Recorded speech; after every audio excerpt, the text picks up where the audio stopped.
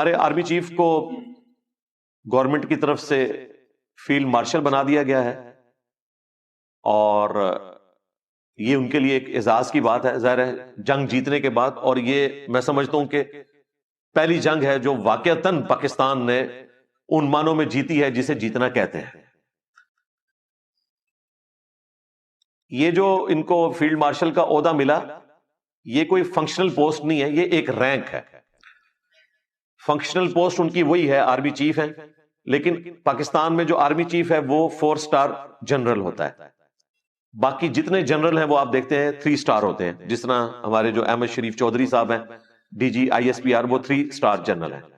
Army chief جو ہے وہ 4 سٹار جنرل ہوتا ہے، اور انہی کو اب 5واں ستارہ بھی لگا دیا گیا ہے۔ وہ اپنی فنکشنل پوسٹ پہ رہیں گے، لیکن یہ ان کو ایک رینک میں اعزازی طور پر 1 سٹار ایڈ کیا گیا ہے۔ اس کی وجہ سے یہ نہیں ہونا کہ کوئی ان کی مدت ملازمت بڑھ جائے گی یا وہ مرتے دم تک ریٹائر نہیں ہوں گے۔ یہ جو افواہیں پھیلی ہوئی ہیں میں اس کو کلیریفائی کر رہا ہوں۔ باقی میری نظر میں یہ جو فیلڈ مارشل بنے ہیں یہ انہوں نے واقعی عہدہ ارن کیا ہے۔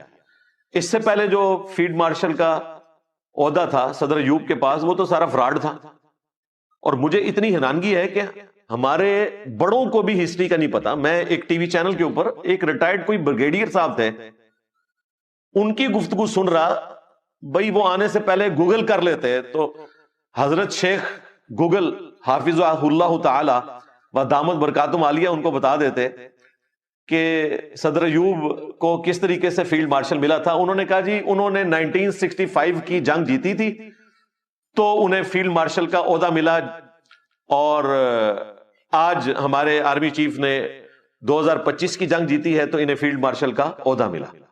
یہ اس بندے کی ورکنگ تھی، حالانکہ اسے پتہ نہیں ہے کہ فیلڈ مارشل کا عہدہ 1965 کی جنگ سے 6 سال پہلے 1959 میں صدر ایوب نے خود اپنے آپ کو دیا ہوا تھا۔ کوئی جنگ جیتنے کے اوپر نہیں اسے یہ عہدہ ملا ہوا تھا، اور یہ چیز تو عام بندوں کو بھی پتا ہے، لیکن بس وہ اس نے بیان کر دی، اور اس کا بیک گراؤنڈ فورس سے تھا۔ میں نے کہا یار دیکھو اس بندے کو یہ بھی اندازہ نہیں ہے، صرف یہ کہ وہ اپنے ادارے میں جتنے بھی لوگ ہیں نا انہوں نے خوبیاں ہی بیان کرنی ہے، حالانکہ ہم تو اسے ڈکٹیٹر سمجھتے ہیں۔ اور پاکستان میں جو اسٹیبلشمنٹ کا کردار ہے پالیٹکس میں، اس سب کا جو اجتماعی اگر وبال کسی شخص کے اوپر ہے نا تو وہ صدر ایوب ہے۔ اور اس سے زیادہ افسوسناک بات یہ ہے کہ آج جو سیاسی جماعت پالیٹکس میں فوج کے کردار کی مذمت کر رہی ہے نا، وہ اس کا نام بھی نہیں لیتی، وہ جنرل یحییٰ سے شروع کرتی ہے۔ کیوں کہ اس کا پوتا جو ہے وہ انہوں نے اپنا ہیڈ بنایا ہوا ہے ادھر، عمر ایوب۔ تو اس سے ہی آپ کو اخلاص چیک ہو جاتا ہے کہ کتنا اخلاص موجود ہے ہماری اس سیاسی جماعت میں۔ تو یہ میں نے آپ کو بتایا یہ سب پاور کی گیم ہوتی ہے۔ آج اگر کوئی عہدہ آفر ہو تو فوراً سے قبول کر کے وہ اسی جگہ پہ بیٹھ جائیں گے۔ ہمارا موقف پہلے بھی وہی تھا، آج بھی وہی ہے کہ پالیٹکس میں فوج کا کردار نہیں ہونا چاہیے، اور پالیٹیشنز کے لیے یہ ہے کہ وہ اپنے مفادات کی خاطر فوج کی گود میں بیٹھتے ہیں، اور جب فوج انہیں نکالتی ہے تو پھر انہیں ووٹ کو عزت دو یاد آ جاتا ہے، اور جمہوریت کی بحالی یاد آ جاتی ہے، اور دوبارہ انہیں گود لے لیا جائے تو پھر وہ دوسری باتیں کرنا شروع کر دیتے ہیں۔ یہ ٹوٹل نظریاتی پن ان لوگوں کا یہ ہوتا ہے۔ تو عوام الناس کا کام ہے کہ وہ اپنی آنکھیں کھول کے رکھے، اپنے پولیٹیکل لیڈرز کو مذہبی پیشوا نہ بنائے، اپنے بڑوں کو اس طرح کا درجہ نہ دینا شروع کر دیں کہ آپ ان کی محبت میں اپنی آخرت بھی برباد کر بیٹھے۔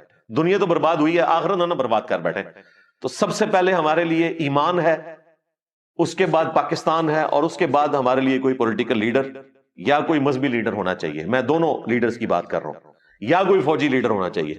اب تو ظاہر ہے کہ اب وہ جو پاپولیرٹی ہے اس وقت تو فوج کے حق میں چلی گئی ہے، اسی لیے میں نے پچھلی ویڈیو میں بھی کہا تھا کہ فوج کو بھی اب لا حول ولا قوت الا باللہ پڑھنا چاہیے، اور میرے عزیز ہم وطنوں والا کوئی فتنہ نہ آ جائے کسی کے دماغ کے اندر، اس حوالے سے اپنے آپ کو اپنے رب کے سپرد کرنا چاہیے۔ ویسے اس وقت تک تو صورتحال بہتر ہے، ویسے ہی ان کو پرائم منسٹر بھی ایسے سوٹیبل مل گئے ہیں کہ اس کے بعد تو ان کو ضرورت ہی نہیں ہے کہ کوئی اس قسم کا ایڈونچر کرے۔ میں اشارے کنائے میں بالکل اپنا موقف صحیح طریقے سے بیان کرتا رہتا ہوں، تاکہ اگر کسی کے لیے اصلاح کا کوئی معاملہ ہے تو وہ باقی رہے، بجائے یہ کہ وہ ریونج میں آ کر اور بات کو نیگیٹو لینا شروع کر دیں۔ اپنی اصلاح کریں۔ رہے وہ ڈیجیٹل بندر جنہوں نے اس جنگ کے دوران پاکستان کی فوج کے خلاف یوٹیوب کے اوپر محاذ کھڑا کیا، تو اللہ کا شکر ہے کہ اب وہ پبلک میں ایکسپوز ہو چکے ہیں اور لوگ دیکھ رہے ہیں کہ وہ کس طریقے سے اپنے معاملات کو چینج کر رہے ہیں۔ جب انہیں گالیاں پڑھنی شروع ہوئی، بعض جو ہیں وہ اتنے نظریاتی ہیں کہ ابھی تک انہیں توبہ کی توفیق نہیں ملی، تو میرا خیال ہے کہ اس طرح کے جو لوگ ہیں انہیں قانون کے کٹہرے میں کھڑا کرنا چاہیے، اور جو پاکستان کا قانون کہتا ہے اس کے مطابق ان کے ساتھ معاملات کو لے کر چلنا چاہیے۔ انہیں اس طرح کھلا نہیں چھوڑنا چاہیے کہ یہ پاکستان کی ریاست کو نقصان پہنچائیں۔ اس پوری صورتحال کے بعد وہ چیز اب کھل کر سامنے آ گئی ہے کہ پاکستان ایک سیکورٹی سٹیٹ ہے۔ یہ آپ ہماری بدقسمتی سمجھ لیں۔ گریٹ برٹن سے ہمیں آزادی ملی 1947 میں، لیکن ساتھ ہی ایک جو مسئلہ کشمیر اٹیچ ہو گیا، وہ جاتے جاتے ایک ایسا زخم یہاں چھوڑ گئے کہ یہ دو ملک آپس میں لڑتے رہے۔ پھر چونکہ پاکستان ایک نظریاتی سٹیٹ تھی، پوری دنیا میں جو لوگ اسلام سے چڑ رکھتے ہیں، مسلمانوں سے دشمنی رکھتے ہیں، وہ پاکستان کے ایٹم بم کو اسلامک بم کہتے ہیں، اور پاکستان کی فوج سے اس حوالے سے نفرت کرتے ہیں۔ وہ یہ سمجھتے ہیں یہ مسلمانوں کی فوج ہے، اور ان کے دماغ میں یہ چیز ہے کہ ہم نے پوری دنیا کو فتح کرنا ہے، حالانکہ اس طرح کی کوئی چیز نہیں ہے۔ ہم اپنے ملک کا دفاع کریں تو یہ بہت بڑی چیز ہے، اس کے بعد ہم کہیں ظلم کے خاتمے کی کوئی بات کر سکتے ہیں۔ ابھی تو اس میں بھی بہت زیادہ ہمیں ترقی کرنے کی ضرورت ہے، لیکن ظاہر ہے ان لوگوں کے دلوں میں تو چور ہے، تو وہ اس طرح کی چیزیں سوچتے ہیں، اور پاکستان سیکیورٹی سٹیٹ ہونے کی وجہ سے اپنے بجٹ کا اچھا خاصا حصہ جو ہے وہ ڈیفنس کے اوپر لگاتا ہے، اور یہ ہماری مجبوری ہے۔ اس جنگ میں ہمیں کسی بابے نے قبر سے نکل کر بم کیچ کر کے نہیں بچایا، آپ کے سامنے اللہ تعالیٰ کی رحمت مسلمانوں کی دعاؤں سے اگر پاکستان کو بچایا تو پاکستان کی افواج نے بچایا، اور پہلے بھی ایسا ہی ہوتا تھا، کوئی بابے نہیں نکلتے تھے۔ یہ تو اب میڈیا کا دور ہے تو اس لیے بابے ایکسپوز ہو گئے، نہ انڈیا میں کوئی بابا نکلا نہ پاکستان میں کوئی بابا نکلا، سارے بابے ایکسپوز ہو گئے۔ اس طریقے سے جنگیں نہیں جیتی جاتی۔ تو اب فوج پہ جو ہمارا بجٹ لگتا ہے وہ جسٹیفائی ہو گیا ان لوگوں کی نظر میں بھی جو یہ سمجھتے تھے کہ یہ ضرورت سے زیادہ ہے۔ ان کو بھی یہ کلیئر ہو گیا کہ پاکستان کس طرح نان مسلم ملکوں کی آنکھوں میں کھٹکتا ہے۔ یہ انڈیا کو جو ہلہ شیری ملی، ظاہر ہے کہ یہ اس کے بڑوں کی طرف سے ملی، اور میں آپ کو علا وجہ بصیرت یہ کہہ رہا ہوں کہ انڈیا کو ہلہ شیری دینے والوں نے باندھ کر مروایا ہے، کیونکہ آپ کو پتا ہے کچھ عرصے سے انڈیا اپنے آپ کو ایک ورلڈ چیمپئن کے طور پر پیش کرنے کی کوشش کر رہا تھا، اور ظاہر ہے کہ اگر واقعتاً انڈیا کے ریسورسز کو یوٹیلائز کیا جائے تو اس وقت دنیا میں نمبر 1 اکنامک پاور انڈیا کو ہونا چاہیے، جب 1/5 ورلڈ وہاں پہ رہ رہا ہے۔ اس حوالے سے دیکھا جائے تو انڈیا انتہائی غریب ملک ہے۔ اگر ان کے پاس ریسورسز دیکھے جائیں اور ان کی آبادی دیکھی جائے اور ٹیلنٹ دیکھا جائے تو غریب ملک ہے۔ ویسے ہمارے اعتبار سے تو بہت امیر لگتا ہے آپ کو کہ 4000 ارب کی ان کی جی ڈی پی ہے، لیکن جتنی ان کی آبادی ہے، دنیا میں سب سے زیادہ پی ایچ ڈیز امریکہ کے بعد ان کے پاس ہیں، سافٹ ویئر کی مارکیٹ ہے، سستی لیبر موجود ہے، تو انڈیا کو تو اکانومی میں پہلے نمبر کے اوپر ہونا چاہیے، لیکن وہاں کی غربت کا حال آپ دیکھ سکتے ہیں۔ تو یہ کچھ عرصے سے جو مودی کے دماغ میں یہ چیز آئی کہ ہم نے اب ورلڈ لیڈر بننا ہے، تو انہوں نے کینیڈا میں سکھوں کا قتل کروایا، امریکہ کے اندر ایکٹیویٹیز پرفارم کی، تو ظاہر ہے وہ بڑے تو اپنے قریب کسی کو نہیں آنے دیتے۔ انہوں نے کہا اچھا آپ کو پھر اب بتاتے ہیں، سبق سکھاتے ہیں، اور وہ سبق سکھایا، ہلہ شیری دی۔ آج ایک جملہ ان کے حق میں امریکہ بولنے کے لیے تیار نہیں ہے، کوئی یورپ کا ملک بولنے کے لیے تیار نہیں ہے۔ الٹا کم از کم 8 دفعہ جو امریکن پریزیڈنٹ ہیں انہوں نے یہ سٹیٹمنٹ دی ہے کہ میں نے یہ جنگ رکوائی ہے، اور مودی صاحب اس کے جواب میں ایک جملہ بولنے کے لیے تیار نہیں ہے، اور ان کی عوام کہہ رہی ہے جی بولو۔ کیسے بولیں بھائی؟ یہ بس صرف کہنے کی حد تک ہے کہ ہم کوئی غلام ہیں، اور بھائی ہم غلام ہی ہیں، انڈیا ہو پاکستان ہو، ہم تھرڈ ورلڈ کنٹریز ان کے غلام ہیں، انڈکلیئرڈ۔ ورلڈ وار 2 کے بعد جب سے یہ نیشن سٹیٹس بنی ہیں، وہ 5 طاقتیں ہی دنیا کے نظم کو چلاتی ہیں پیچھے رہ کے۔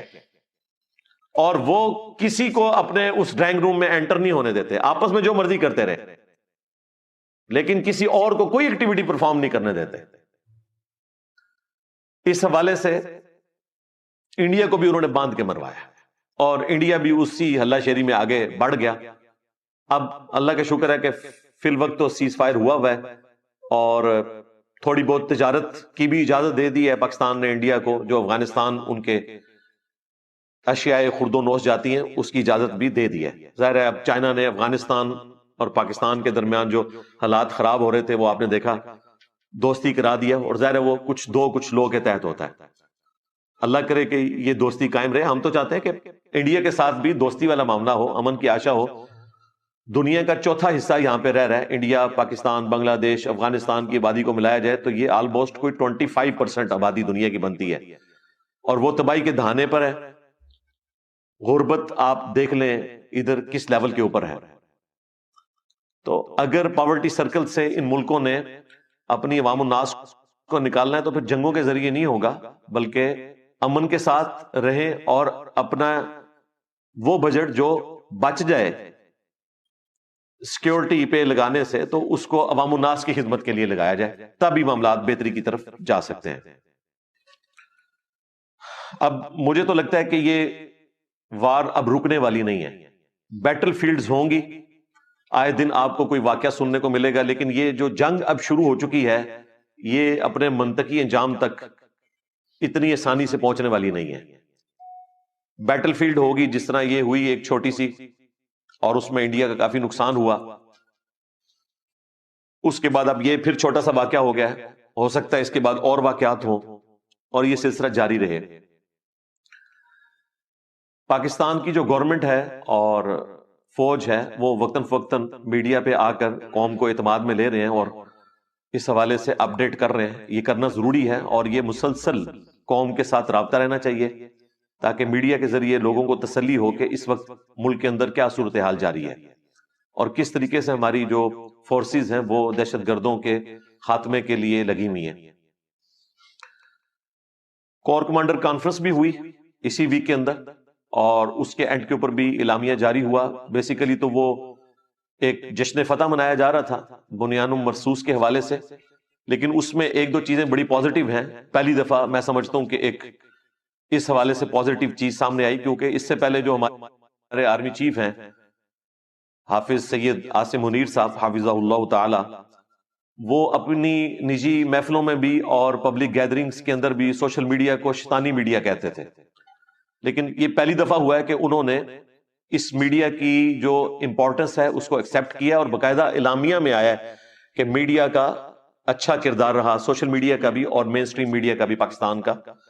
ظاہر ہے کہ پاکستانی فوج اکیلے یہ جنگ نہیں لڑ سکتی، اس وقت تو میڈیا کے محاذ کے اوپر جنگ لڑنا ضروری ہے، اور پوری قوم نے لڑی ہے، اور کتنی ذمہ داری کے ساتھ ہمارے جو ٹی وی چینلز ہیں انہوں نے رپورٹنگ کی ہے۔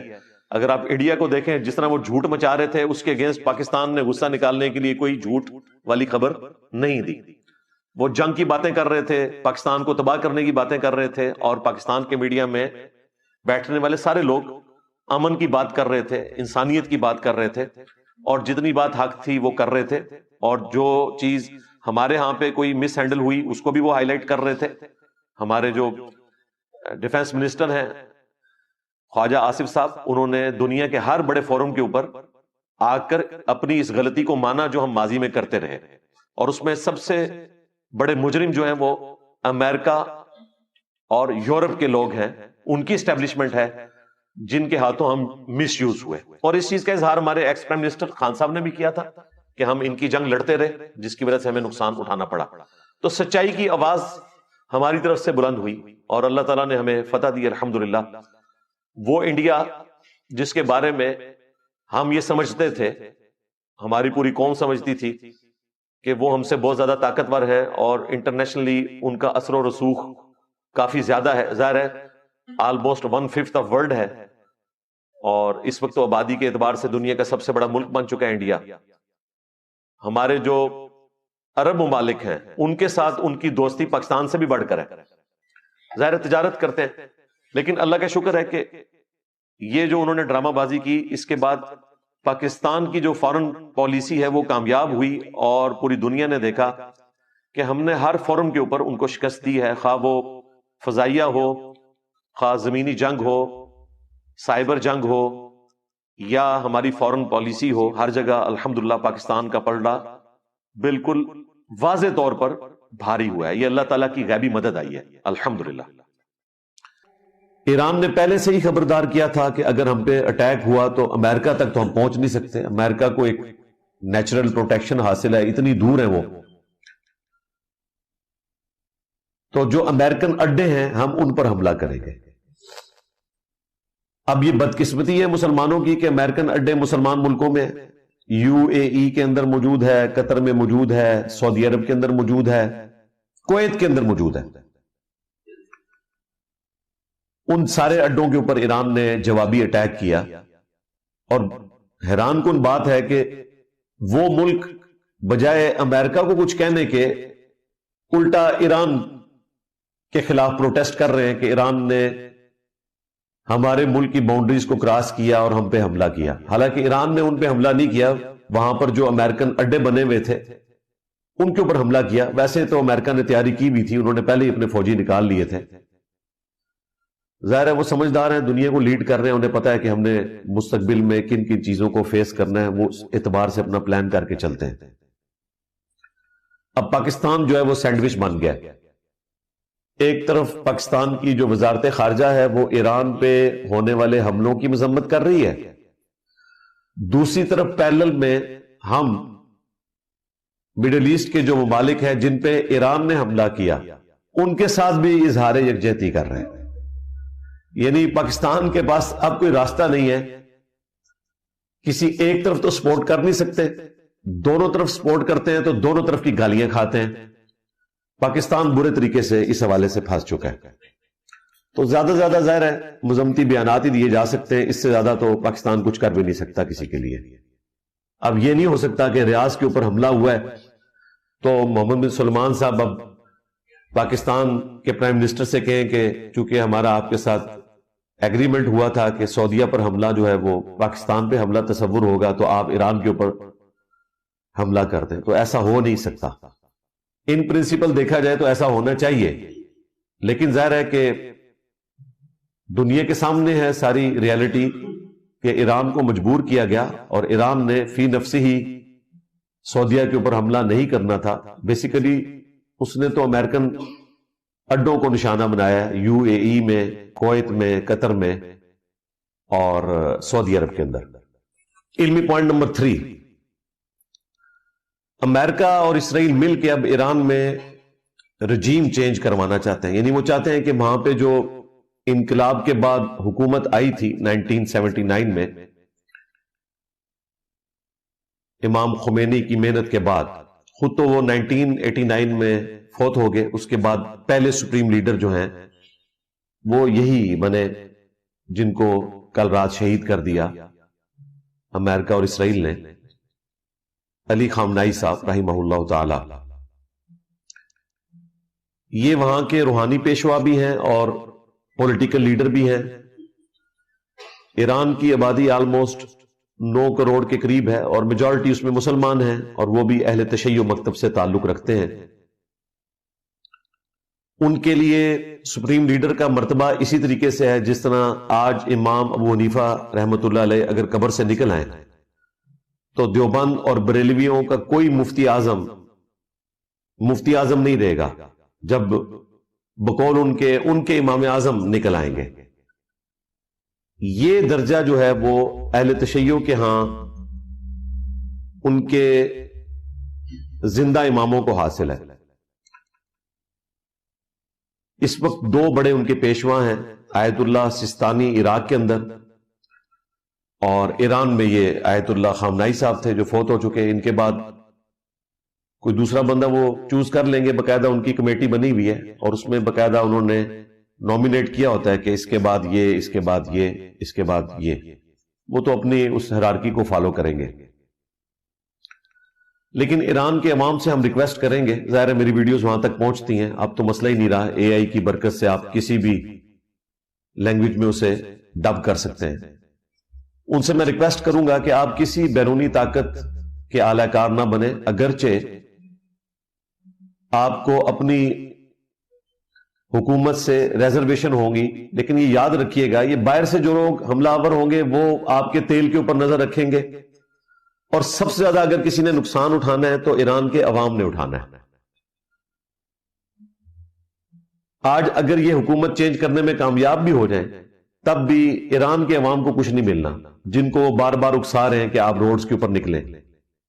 جب وہ آ کے یہاں پر حکومت کریں گے تو وہ اپنے مفادات کو دیکھیں گے، پھر آپ کو یاد آئے گا کہ یہ حکومت اس سے بہتر تھی۔ جس طرح کرنل قذافی کو جب انہوں نے ہٹایا تو لیبیا کا بالکل بیڑا غرق ہو گیا، کسی نے سوچا بھی نہیں تھا۔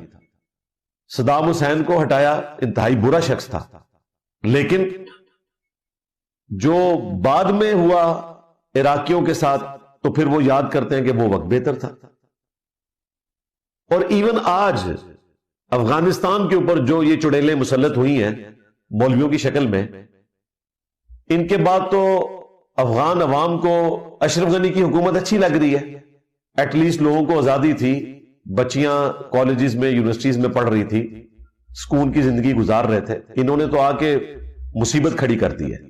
اب مجھے نہیں سمجھ آتی کہ کل کو جب ان کی عورتیں پریگننٹ ہوں گی تو یہ لیڈی ڈاکٹرز کہاں سے لے کر آئیں گے؟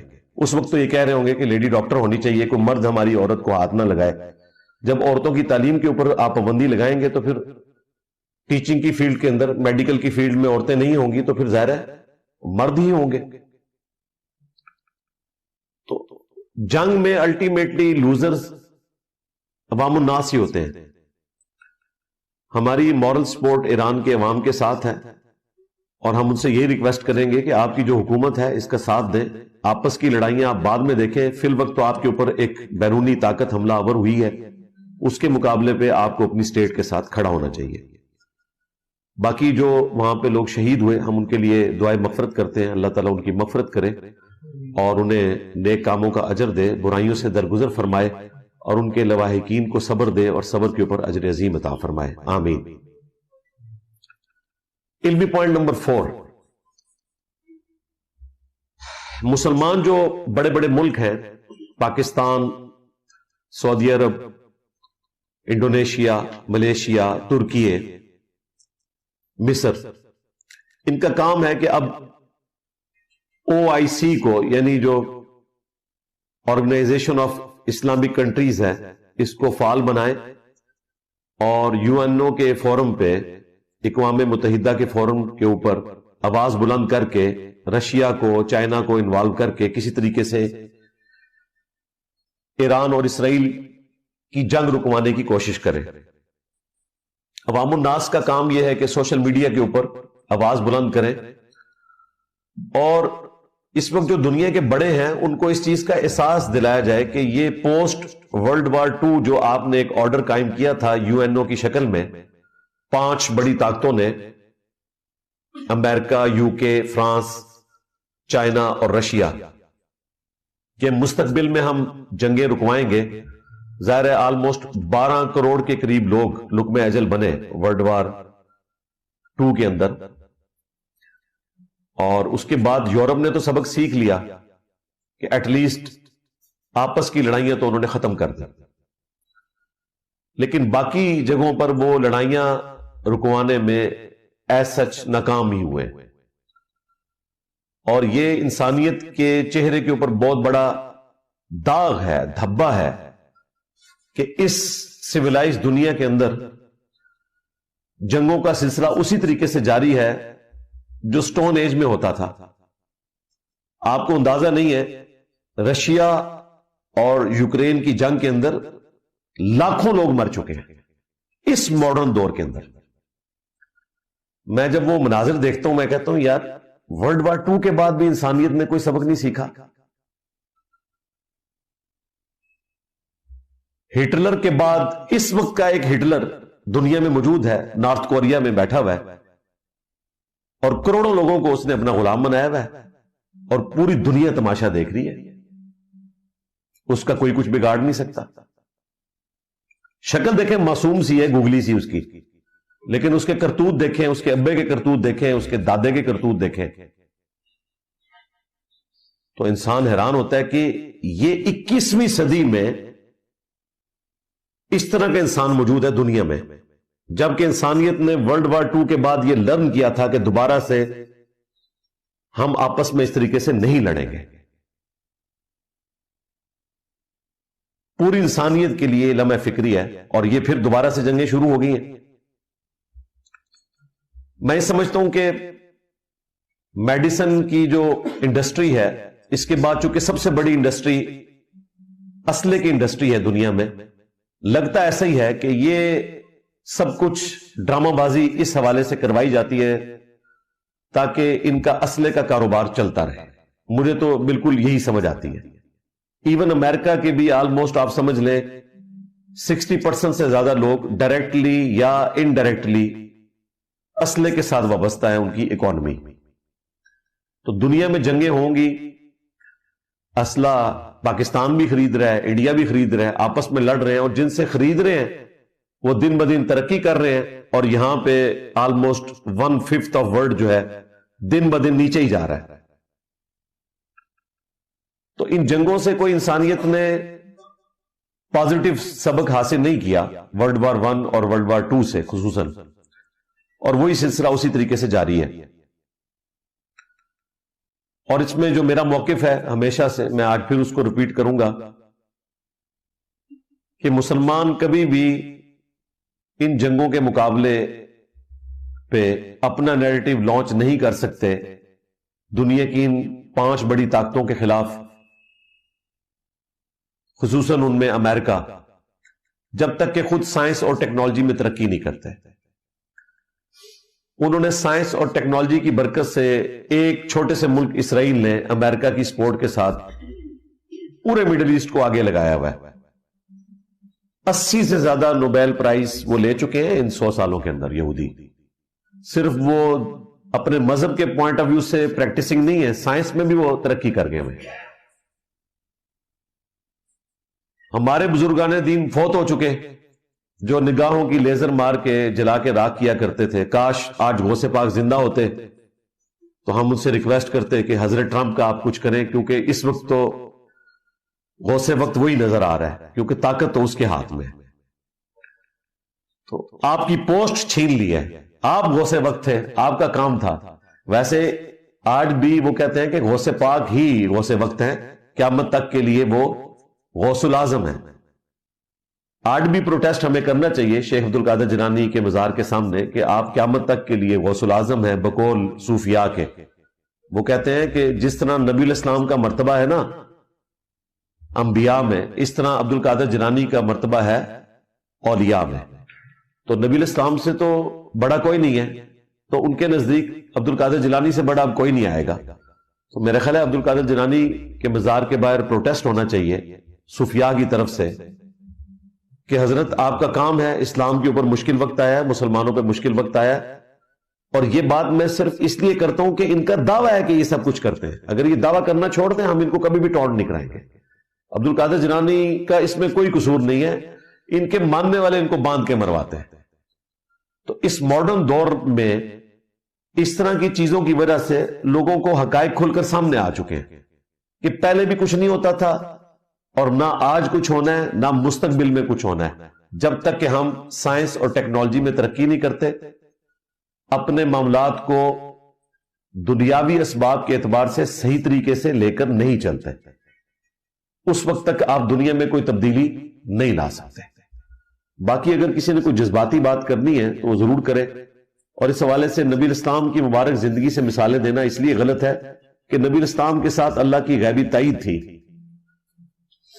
اس کے بعد صحابہ کرام نے جنگوں کی تکلیفیں اٹھائی ہیں بہت بڑے لیول کے اوپر، رومنز اور پرشینز کو گرانے کے لیے۔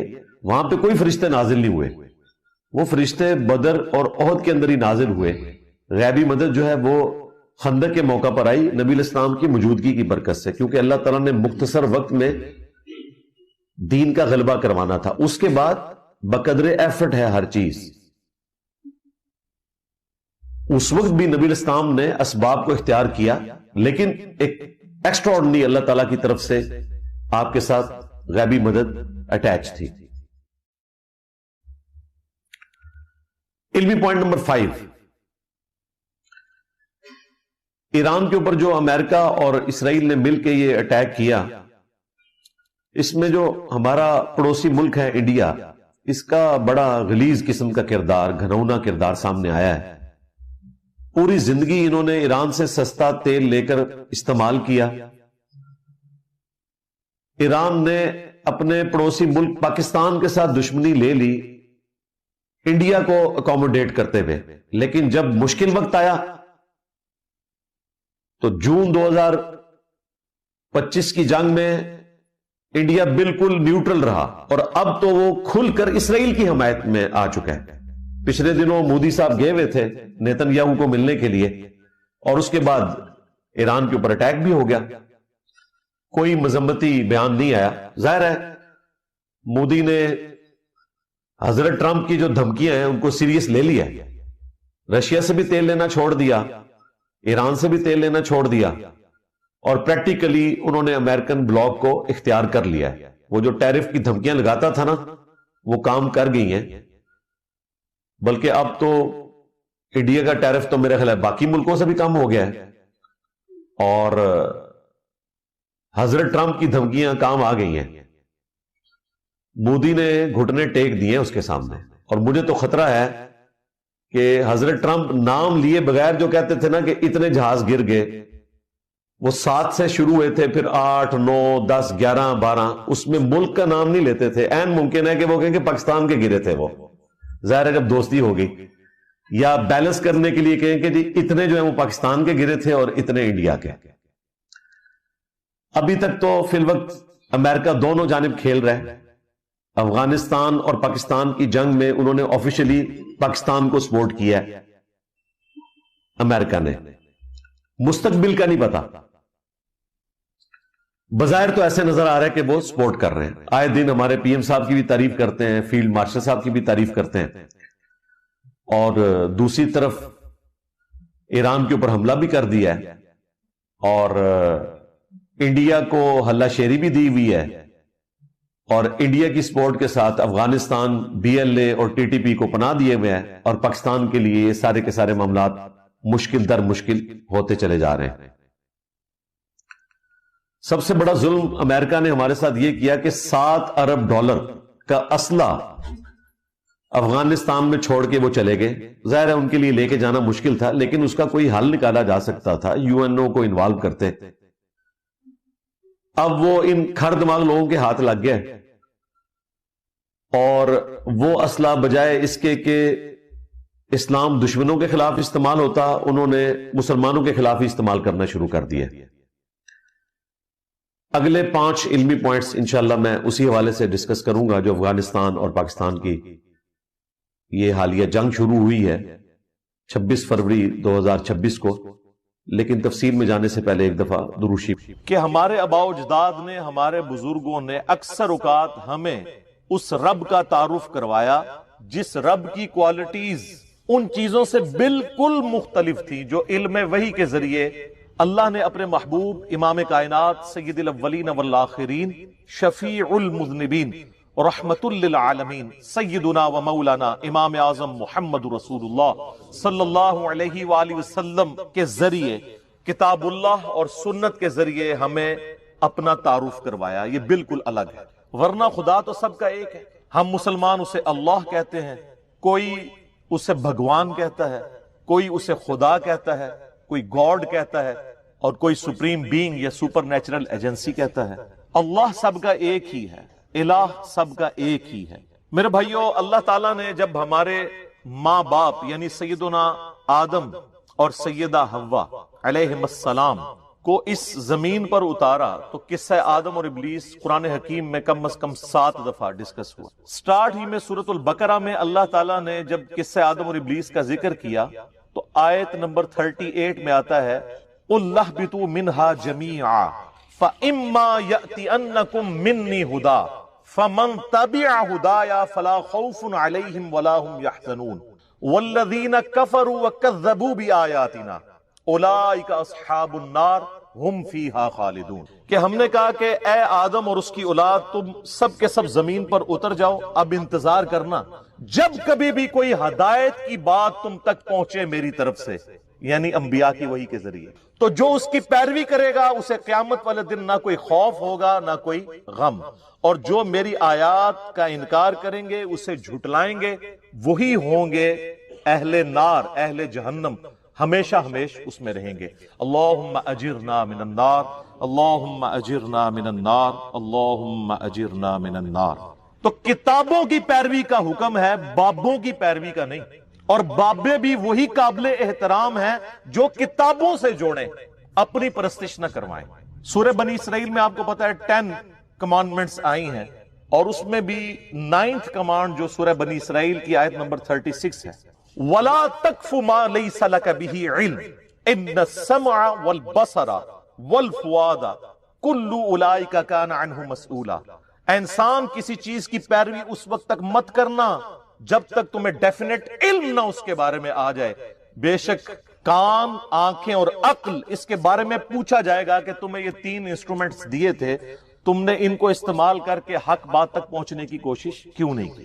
اور علم جو ہے وہ 2 ہی ہے، ایک ریویلڈ نالج ہے، وحی کا علم جو کتاب و سنت کی شکل میں ٹرانسفر ہوتا ہے، اور ایک ایکوائرڈ نالج ہے، سائنس کا علم، the knowledge obtained through observations and experiment۔ یہ دونوں ڈیفینیٹ علوم ہیں، لیکن established science، hypothesis یہ تھیوریز کی بات نہیں کر رہا۔ آج چونکہ میرا ٹاپک جو ہے وہ علم وحی ہے، ریویلڈ نالج، لہٰذا میں اسی کو ایمفسائز کروں گا۔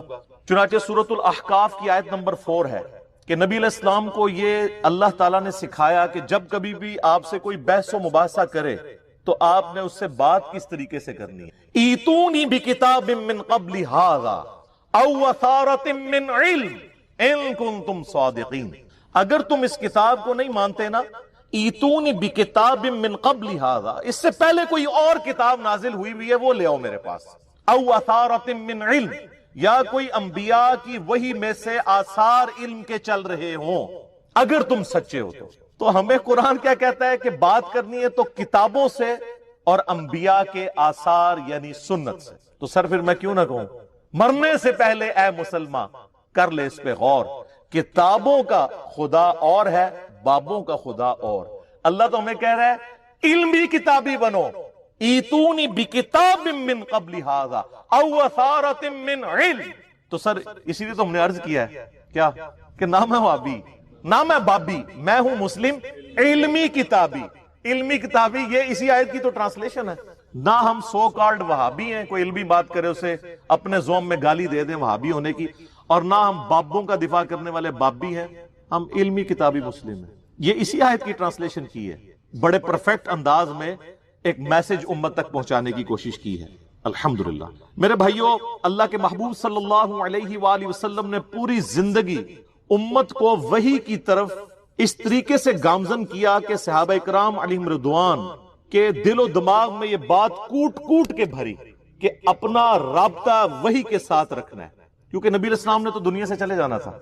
آپ علیہ السلام اپنے نائب کے طور پر علم وحی جو اللہ نے آپ کو دیا تھا کتاب و سنت کی فارم میں، وہ صحابہ اکرام اور اہل بیت علیہم السلام اجمعین کے حوالے کر کے گئے۔ اس حوالے سے مجھے درجنوں احادیث فی البدی یاد ہیں۔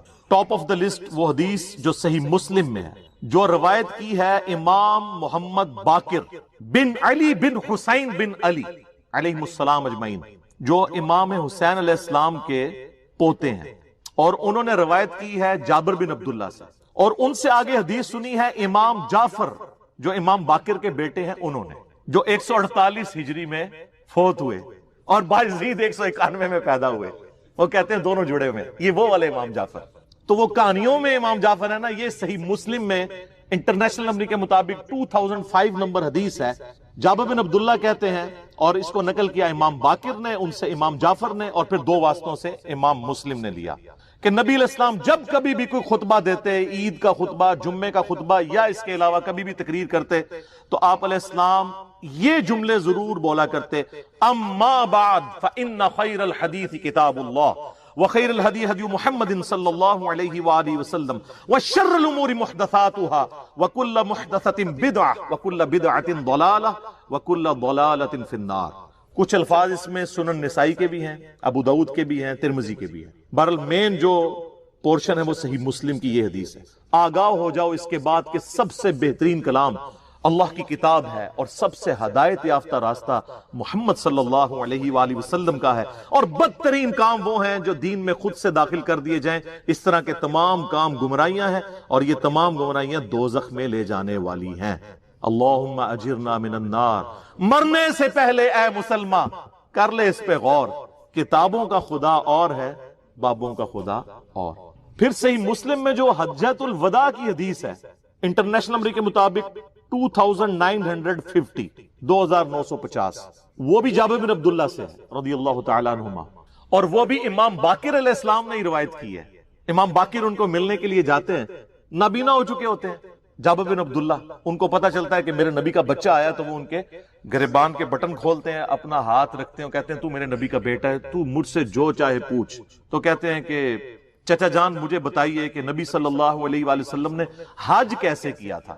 تو سر وہ 8 صفحوں کی حدیث ہے، حج کے ٹاپک پہ سب سے لمبی حدیث یہی ہے، اور مشکات میں حج والے چیپٹر میں آپ کو پہلی حدیث یہی ملے گی۔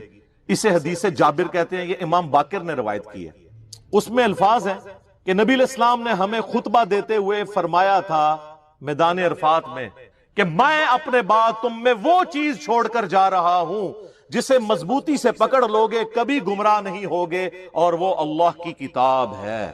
مسلم شریف میں صرف کتاب اللہ کا ذکر ہے، سنت بھی اسی میں داخل ہے، کیونکہ من یطع الرسول فقد اطاع اللہ، جس نے رسول اللہ کی اطاعت کی اس نے گویا اللہ کی اطاعت کی۔ البتہ مستدرک للحاکم میں ایک روایت ہے انٹرنیشنل نمبر کے مطابق 318، وہ عبداللہ ابن عباس سے، وہ کہتے ہیں کہ نبی علیہ السلام نے فرمایا تھا 2 چیزیں چھوڑ کر جا رہا ہوں، ایک اللہ کی کتاب ہے، اس کو مضبوطی سے پکڑ لینا، دوسرا تمہارے نبی صلی اللہ علیہ وآلہ وسلم کی سنت ہے، اسے مضبوطی سے پکڑ لینا، کبھی بھی گمراہ نہیں ہو۔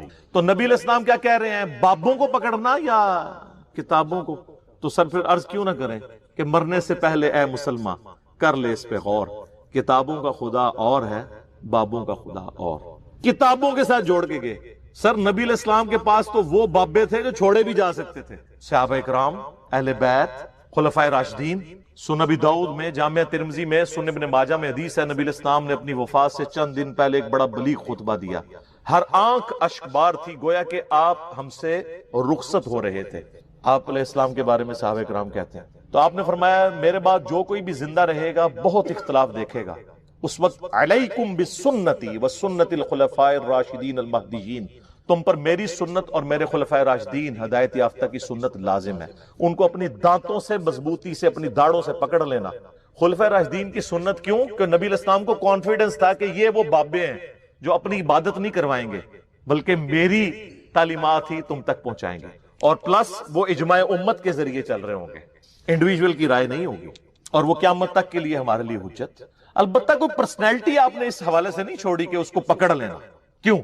بھئی نبی علیہ السلام کے 2 سال کے بعد سیدنا ابوبکر بھی فوت ہو گئے، 13 سال کے بعد سیدنا عمر بھی شہید، 25 سال کے بعد سیدنا عثمان بھی شہید، 30 سال کے بعد مولا علی بھی شہید، خلافت راشدہ ختم، اور آخری صحابی ابو طفیل عامر بن واثلہ المتوفا 110 ہجری، نبی علیہ السلام کی وفات کے 100 سال کے بعد آلموسٹ دنیا سے وہ بھی چلے گئے۔ آج 1441 ہجری ہے، آخری صحابی کو فوت ہوئے ہوئے بھی 1331 سال ہو چکے ہیں۔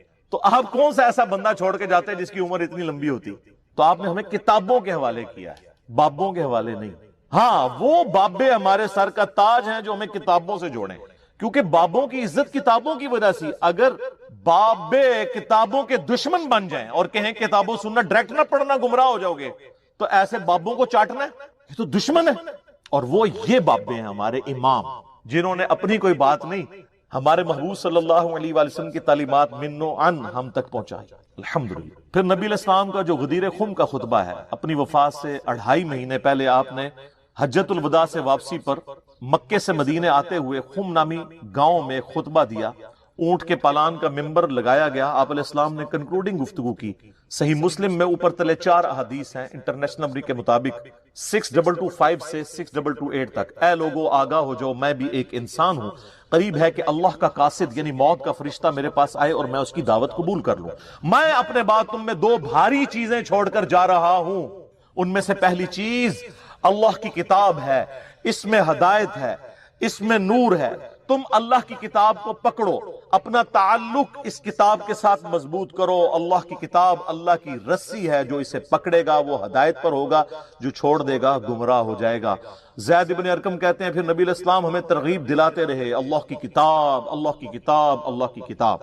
وَاعْتَصِمُوا بِحَبْلِ اللَّهِ جَمِيعًا وَلَا تَفَرَّقُوا، سورہ آل عمران آیت نمبر 103۔ یہ غدیر خم کی حدیث میں ہے کہ وہ قرآن ہے رسی، اور پھر فرمایا دوسری بھاری چیز میرے اہل بیت ہے، میں اپنے اہل بیت کے معاملے میں تمہیں اللہ کا خوف دلاتا ہوں، میں اپنے اہل بیت کے معاملے میں تمہیں اللہ کا خوف دلاتا ہوں، میں اپنے اہل بیت کے معاملے میں تمہیں اللہ کا خوف دلاتا ہوں۔ لیکن امت بالکل الٹ چلی، نہ قرآن کو پکڑا اور نہ اہل بیت کو چھوڑا، یعنی سب کو شہید کر دیا، بالکل الٹ امت چلی۔ اللہ کے فضل سے یہ وہ پلیٹ فارم ہے جس پلیٹ فارم سے قرآن کی توحید اور عقائد بھی بیان ہو رہے ہیں اور اہل بیت کا دفاع بھی ہو رہا ہے۔ سب نے لولی لنگڑی قسم کی تعلیمات لی ہوئی ہیں، یہ پرفیکٹ تعلیمات چل رہی ہیں، میری تعلیمات نہیں۔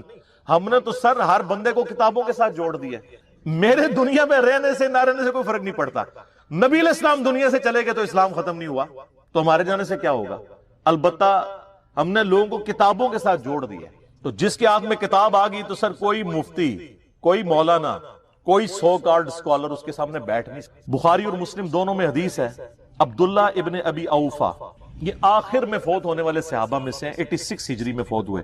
ان کو کچھ تابعین ملنے کے لیے آئے، ان میں سے ایک سیدنا طلحہ بھی تھے تابعی۔